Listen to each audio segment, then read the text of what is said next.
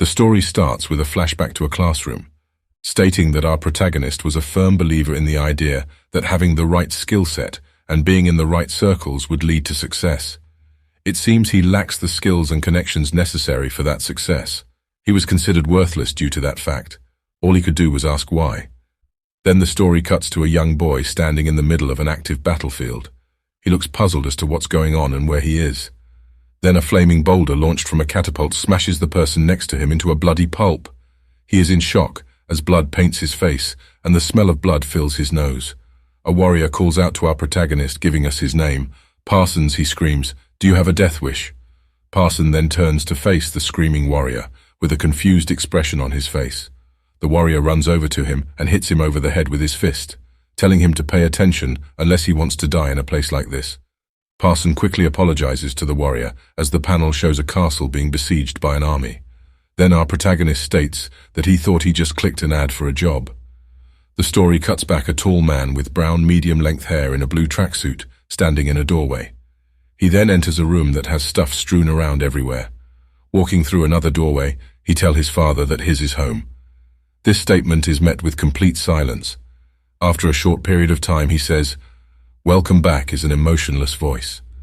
After this, he says, "Go wash up and get some food, but I guess we'll have to clean up first." Our protagonist offers to do it himself, as he sits there contemplating about the mess he has to clean up, saying that this is a bit much. We find out why the place is a mess. The father found out that his neighbor's son is making $4 million a month, compared to his son who is a jobless loser. As he is cleaning up the house, he says that he never seen his father this mad before. The story then cuts a teenage girl sitting in the corner of the room agreeing with what the protagonist said. He is rightfully frightened by this, and looks like his mum just walked into his bedroom when he thought he would be undisturbed. His fright is quickly replaced with anger, as he asks her why she was sitting in the corner in silence. She promptly ignores this question and tries to recap right before the place was trashed. She then explains that Min Soo and his father came by the house talking about how much money he is making. Our protagonist then proceeds to call him a bad word, asking what he wanted. But we know he was peacocking his money. His sister tells him to drop it and clean. She shouldn't have said that LOL. She then bends down to pick up pieces of broken glass. Our main character proceeds to the doorway to leave the room as his sister calls out to him, trying to make sure he isn't going after Min Soo, since if he did do anything to him, they do not have the money to bail him out, which is honestly a burn. The protagonist says that he isn't the type of guy to do something like that, and he's just going to his room to see if he can apply anywhere. He then begins to sit down at his computer, commenting that if it were not for Min Soo, his family wouldn't be living as they are, shaking the thoughts of Min Soo from his mind. He begins to look at job opportunities online.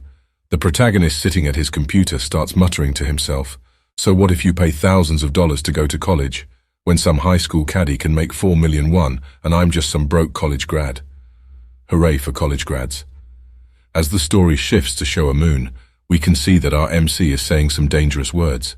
Hell, I'd even sell me soul if it meant finding a job. As he's searching for a job, he can't seem to find one he likes. Our MC then leans back in his chair complaining about how to jobs suck like bro. You've been looking for 30 seconds.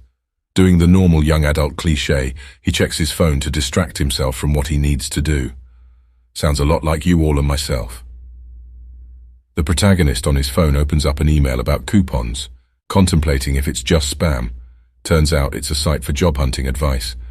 He then says, "A look couldn't hurt." Clicking the link, a screen appears on his PC with words like disregard, poverty, tears, and criticism. Screen then cuts to the words, "Would you like to find a job?" Looking annoyed, our MC says there's got to be something wrong with the site. The screen shifts again with the words saying, "Even at the cost of your soul, would you like to find a job?" A serious look graces his face as an option screen appears on the PC, asking if he would like to register for the site. He obviously accepts since he's broke. Another option pops up, asking if he has a hobby he spends time on. Selecting yes, the line of questions continues by asking what he would do if he received a large sum of money, with the answer. Choices being purchase a building, starting a company, and go on a trip and enjoy life. He thinks on this for a moment and says he will go with number 2. Those choices were not very detailed. Another question appears asking what do you view as most important in life, with the answer choices being personal success, family, and social standing, picking the most obvious answer, which is family.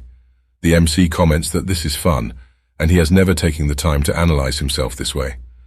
The last question is on the screen. Reading in your own eyes, are you person with value to their life? The mouse hovers in between the two answer choices. He contemplates what to choice. Now that all the answers are given, a loading screen appears and we don't know what the protagonist has picked. Now he is looking excited for what's to come. Application has loaded finally. Now the screen reads, loading simulation tutorial beginning transportation to the other world. As he is transported to the other world, he yells out in fear and confusion. Now being back where the story started, we hear a familiar voices calling out to Parsons. The Mac is in utter confusion as the memories of Parsons floods his mind. The story shifts to Parsons' bedridden mother, no good father, and his little sister. This memory fills him with determination to survive this ordeal. Parsons' face is puzzled, asking what sort of dream is this? The warrior calls out to him, saying, Parsons, I'll kill you myself if you don't snap out of it. This snaps Chul Ho Kang out of his stupor with him saying at this moment, I am Parsons. As a soldier to his left is shot in the head with an arrow. Parsons is thinking that this feels too real to be a dream, but on the other hand, that is the only explanation he can logically come up with.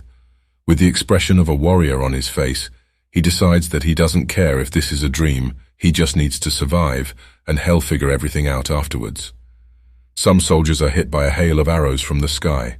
Then a giant siege tower appears near the wall. Soldiers nearby are blocking arrows with their shields, trying to push the weapon closer to the castle walls. As Parsons grimaces in pain, a voice calls out saying, Hey, rookie. A big burly man approaches Parsons, asking first time as a mercenary, You all right there? Parsons responds, Yes, sir, perfectly fine. The senior mercenary gives him a tip that as soon as the ladder's ready to stop thinking and move, and to swallow his fear and move if he wants to live. Parsons replies back with a, Yes, sir. We find out the missions of this mercenary groups is to use the siege tower to scale the walls and open the gates from the inside. Once they accomplish that, the knights will follow, with the knights being shown in the panel. Parsons thinking to himself that it's up to the mercenaries to survive until then. As the army advances, with a charge being screamed to push the men forward. With the big burly man from before, we will call him Tank from now on, yelling to his mean, Do you maggots want to live? As the army responds with a resounding, Yeah. Tank screams back then, Charge ahead like your life depends on it. As soon as you step back, arrows will rain down on you, and that is that. As people are exiting the siege tower to scale the walls, Parson is shown making his way up the ladder to the wall, commenting that this feels like a war sim or something. Thank you, Captain. Obvious we could not tell. Just as he climbs the ladder, something flashes by his cheek. Turns out to be an arrow, leaving a cut across his face. He is visibly terrified, with him actually feeling the pain from the cut, and the realization that this is not a dream. Now he questions what happens if he dies here. More soldiers come streaming out of the siege tower, running into a storm of arrows and resistance. More and more people join the fray to take the wall of the castle. Parsons charges forward as a man with a ton of arrow wounds falls off the wall. Using his spear, he impales the enemy, screaming out, I cannot die. Not in this place where I can't even tell fact from fiction. Parsons then charges forward to a large crowd of enemies with his spear. Parsons stabs at one of the enemies with his spear. It then breaks in half on contact, with the enemy looking pissed and Parson realizing that he is wearing plate armor. The panel then zooms out to show the man using a giant scythe. Parson then charges forward with all his strength, knocking the man with the scythe off the wall. The man hits a staircase and rolls down with a lot of destruction in his wake, as the remaining soldiers scream out to kill Parsons. He is searching for a weapon nearby, with his hands gripping nothing but air, until he gets his hands on the handle of the scythe from before. Parsons then uses the scythe to keep the attacking soldiers back. The enemy looks visibly scared to move now. Parson then screams to his allies to hurry up and get up here. Reinforcements end up arriving. Chaos envelops the wall, with both sides not backing down. Tank is shown with a giant hammer saying, Pretty good, rookie. The knights are shown entering the castle through the gate to finish up the battle. The remaining forces are disposed of by the knights that have entered the battle. A soldier is stabbed in the gut right in front of Parsons. Then he starts surveying his surrounding, with dead bodies being near his feet. He's filled with joy that he managed to survive. As dead soldiers are shown littering the ground, Parsons is thinking, this isn't a dream, this is real. Like the arrow that cut across my cheek. I need a moment to catch my breath. Until I find that chance, I will continue to be Parsons. Tank is shown entering the main portion of the castle with him saying everything here is ours for the taking.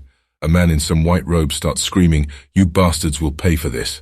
This man is immediately cut down by the advancing mercenaries, as the mercenaries chase down the last survivors.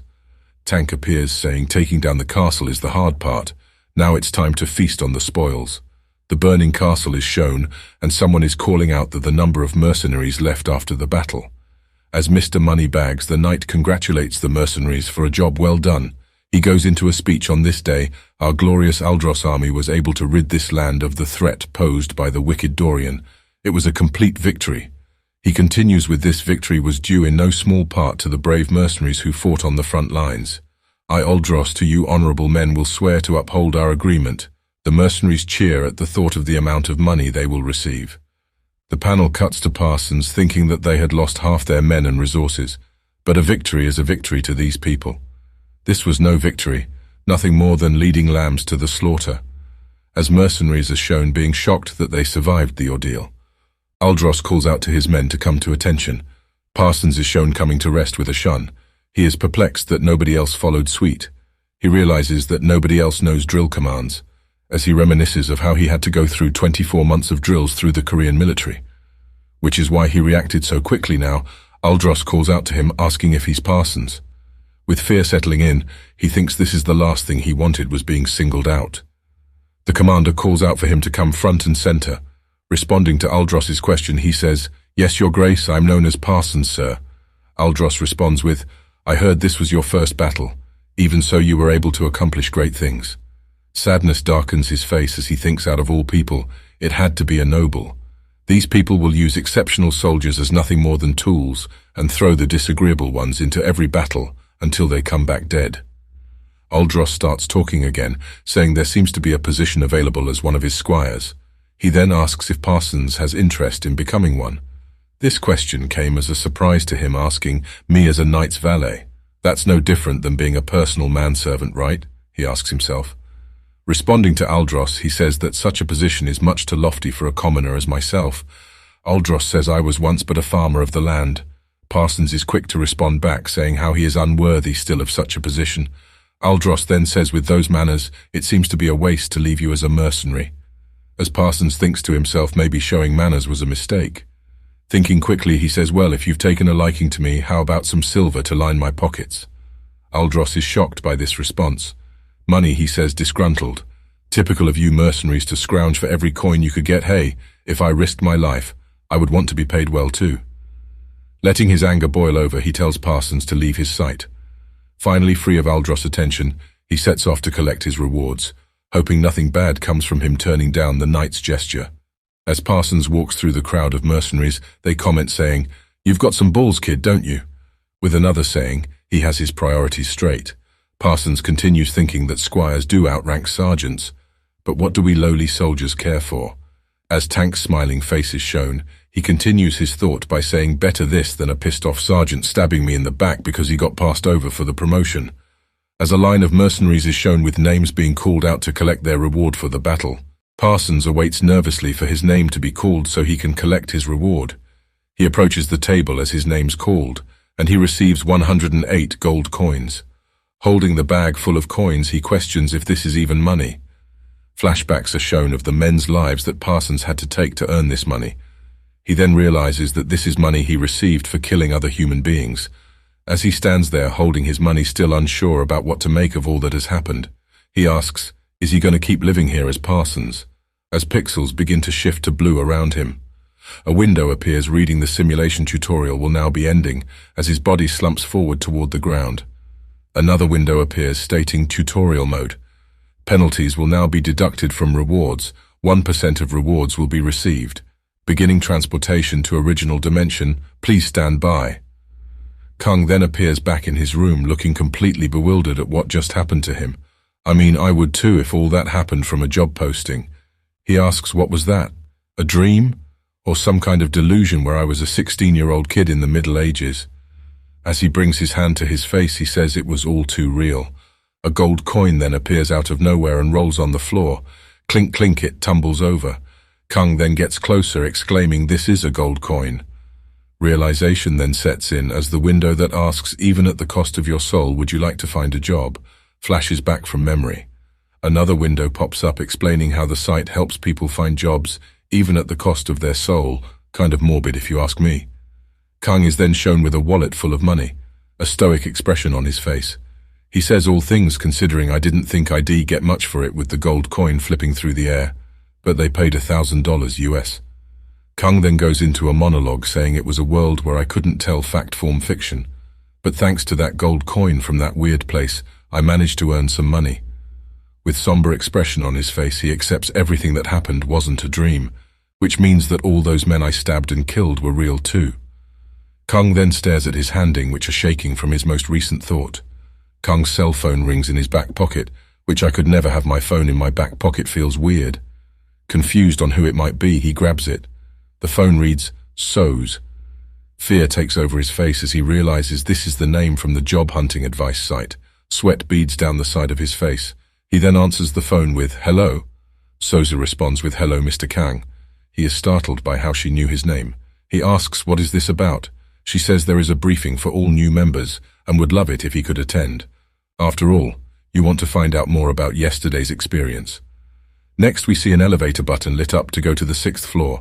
Kang is shown in the elevator, questioning if he should have even gone there. He continues with, it feels like I've made a deal with the devil, but I need to know what happened to me yesterday. As the elevator arrives to the 6th floor, Kang says to himself that I need to stay focused. A petite and cute woman with pink hair is waiting on the other side of the elevator door. She gives Kang a kind greeting. He is flustered at the sight of her, asking if these are the offices of Soz, right?